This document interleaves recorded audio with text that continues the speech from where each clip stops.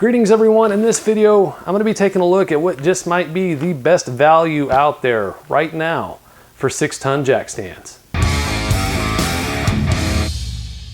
Behind the camera is my 95 Trans Am. It's a car that I hold near and dear, and I've got a rather ambitious project that I'm planning right now, at least for me. I need to remove the T56 6-speed transmission out of the car, and hopefully, with some luck and the grace of God, I'm going to rebuild it myself. First, I've got to actually get that out of the car, and without a lift, that leaves a jack and jack stands. And I need something sturdy, but also something that will allow me to secure the vehicle up nice and high enough to be able to get the transmission out with it rolling on the trans jack. And I'm hoping that the jack stands in this box are going to be just what I need. So like most times that I shop, I looked around at pretty much everywhere that I could think of to try to find the best value out there. I checked Harbor Freight, and while I trust that, after their recall, I'm sure their jack stands are safe, I just can't find them. They're not stocked at my local store. I also checked Amazon and parts stores, places like that, but where I found the best deal was Jegs. If you've never used Jegs, they're an online retailer that specializes in performance parts. I've used them a couple of times and I've always had good luck, so I figured when I saw the price on these jack stands, I just couldn't say no. I got the 4 of them that I needed for my upcoming job for $100 shipped. That's a pretty incredible deal, at least from what I've been able to find. So let's open up this box, take a look at the jack stands, and see if they're as good of a deal as they seem. All right, so first thing I'm noticing, the big box that these came in was a little beat up, so if there's some chips or some scratches in the paint or whatever, powder coat, I'm not that worried about it as long as the jack stands themselves are of good quality. As you can probably see, the inner boxes are a little bit banged up as well, but again, if they work and I don't get crushed by my car in the end, well then, that's good enough for me. So they're not pre-assembled, but that's not a big deal. Here are the columns, I believe they're called. They're a little chipped. Again, not a big deal. I mean, if they work, good enough. Here's the other column. And here are the bases. Well, one of them.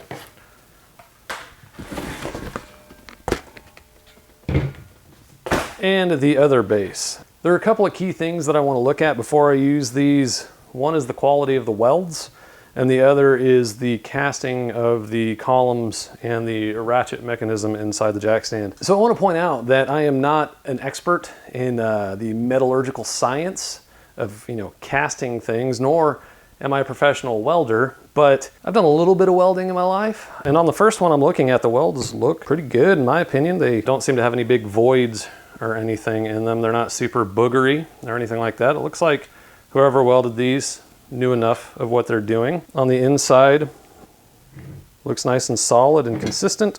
Go ahead and check out this other one while I'm at it. Again, pretty decent, not bad at all. One area to be concerned with is the ratchet mechanism. This one is nice and straight within where the column goes. So is this one. It's a little bit tight out of the box, probably just the powder coat, but it's straight, it's good. Another area of concern is the teeth on the column, that they're actually deep enough to catch the ratchet mechanism within the jack stand and make sure that it doesn't fall if for some reason the car gets jostled or if you bump the release on the ratchet mechanism. And it looks good, it looks just fine. Same on this one, the teeth on it are nice and square. They're deep. It looks pretty safe to me. I do like the yellow color too. I think it looks really cool. And then to assemble them, it's just a matter of making sure that you've got it in the right way. The ratchet mechanism inside needs to be on the same side as the teeth on the column.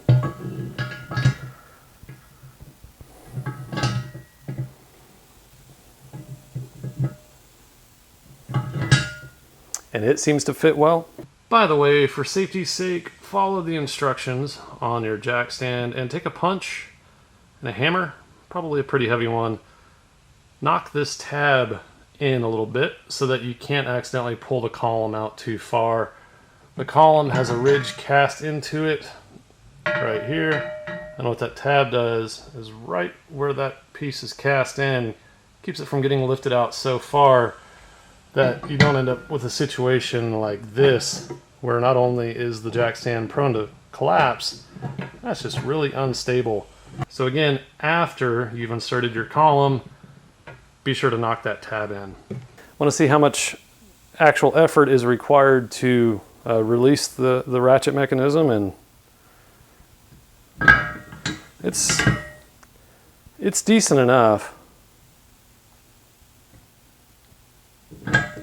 It's enough travel that I don't see an accidental bump releasing it.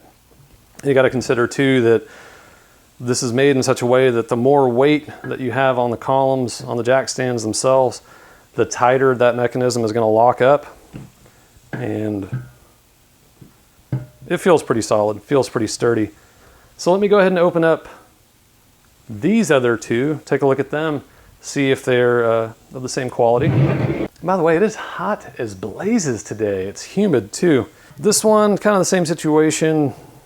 A little bit of scuffing, some chips in the powder coat, not a big deal. The ratchet mechanisms on these are also nice and square where the columns go. And again, the columns have plenty of teeth on them, in my opinion. So I think that these jack stands are a go. There you have it, $100, and I've got 4 pretty nice jack stands in my opinion. The pros on these, really, price is just impossible to beat from what I've been able to find. I also like that they've got a lot of height to them. They go from, let me see, 15 and 3/16 inches, how specific, to 23.5 inches, which I think should be hopefully enough room to be able to get the transmission out from underneath the car. Cons, well, really the main one that I can think of is just the fact that they don't have the locking pins like some jack stands do.